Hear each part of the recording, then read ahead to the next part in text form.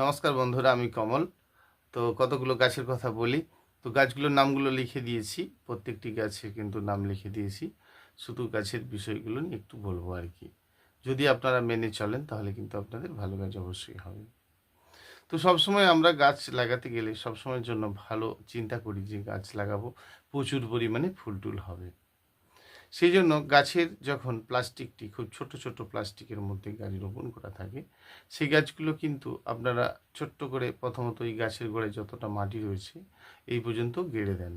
তো দেওয়ার পরে যেটা করেন আর কি, একটু হালকা করে মাটিকে জেঁকে জেঁকে দেন আর কি। এটা করবেন না, একেবারে ভালো করে জেঁকে দেবেন। ঠিক আছে? তো ঝেঁকে দেওয়ার পরে কিন্তু আপনি ডুবিয়ে জল দেবেন। দেওয়ার পরে একেবারে সম্পূর্ণ কিন্তু রোদ দিয়ে রাখবেন। তো আপনার গাছ রোপণ করা হলো। তো গাছ রোপণ করলাম মানে আমি শুধু টব নিলাম আর টবে মধ্যে এমনিই গাছগুলো রোপণ করলাম, সেটা করা যাবে না। তো টবের নিচে কিন্তু আমি ছিদ্র করব, ভালো করে কিন্তু আগে ছিদ্র করে নেব। টবের ভেতরে ভালো করে ছিদ্র করে নেব। ছিদ্র যদি কম থাকে তাহলে কিন্তু আমি আবার পুনরায় ছিদ্র করে নেব। তাহলে আমাকে ছিদ্র ভালো করে নিতে হবে। ধরুন মাটির টবে আপনি রোপণ করবেন, তো তো তাহলে কিন্তু আপনাকে আরও দু চারটে ছিদ্র করে নিতে হবে। ধরে নিন আপনার একটা দুটো ছিদ্র রয়েছে, সেটাকে কিন্তু আরও বাড়িয়ে নিতে হবে। ধরুন আরও তিনটে ছিদ্র করে নিন। তো ছিদ্র করে নেওয়ার পরে কিন্তু আপনি প্রথমত একটু নুড়ি দিচ্ছেন। সেটা তো আপনারা জেনে গেছেন যে প্রথমত একটু নুড়ি দিতে হয়, সেটা কিন্তু একটু বেশি পরিমাণে দেবেন। তো ওই নুড়িটি দেওয়ার পরে কিন্তু আপনি বালি আর মাটি মেখে গাছ রোপণ করবেন। এই তো। তো তাহলে ফুলের গাছ লাগাতে গেলে কিন্তু আপনাকে 30% বালি অবশ্যই দিতে হচ্ছে।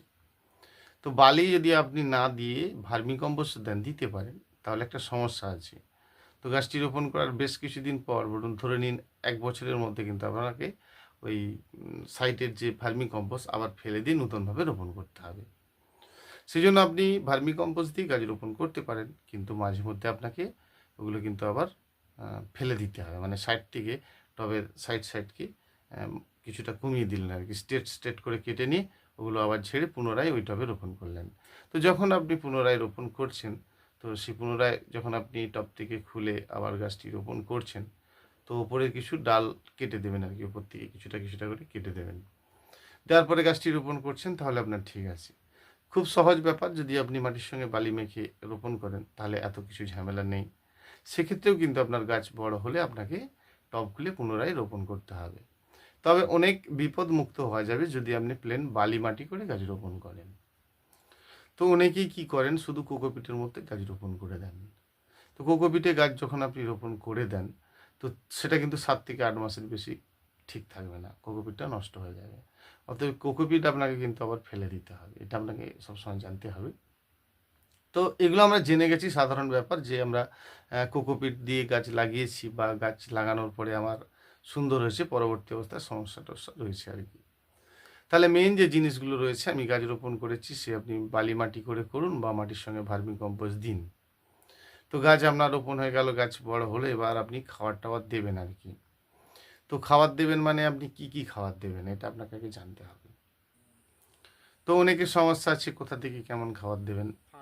ধরে নিন আপনি যাই খাবার দিন না কেন, পরিমাণে একটু কম দেবেন, এটা হচ্ছে মূল কথা। ধরে নিন আপনি শুধু খোল পাচ্ছেন, তো খোল দিচ্ছেন, অসুবিধা কোথায়? তো খোলের সঙ্গে আপনি একটু পারলে 10-26 দিন অল্প করে, একটু অল্প 10-26 দিন, ধরে নিন 1 কেজি খোল হলে 200 গ্রাম 10-26 আপনি দিন, অসুবিধা নেই। তো সেটি কিন্তু 3 দিন 3 রাত আপনাকে মাটির সঙ্গে মানে মাটিতে দিতে গেলে তার আগে কিন্তু আপনাকে জলে ভিজিয়ে দিতে হবে, একটু পচিয়ে নিতে হবে আর কি। দেওয়ার পরে আপনি ঠিক 3 দিন 3 রাত পচে গেল, তারপরে কিন্তু গাছের গোড়াগুলো ভালো করে এলোমেলো করে মাটি খুপড়ে দিয়ে জল টল দেবেন আর কি, মানে আবার ওই পচা খাবারটা দেবেন। তো মাটি খাবারটা দিলেন, মাটিটা আবার শুকনো হলে তারপরে জল দেবেন। মানে মূল কথা হচ্ছে আপনি যে লিকুইডটা দিলেন সেটি কিন্তু ভালো করে শুকনো হলে তারপরে জল টল দেবেন, তার আগে কিন্তু দেবেন না। তাহলে মাটিটা শুকনো হতে হবে, মাটি আগে শুকনো হলে তারপরে কিন্তু আপনি আবার কিন্তু জলটা দেবেন।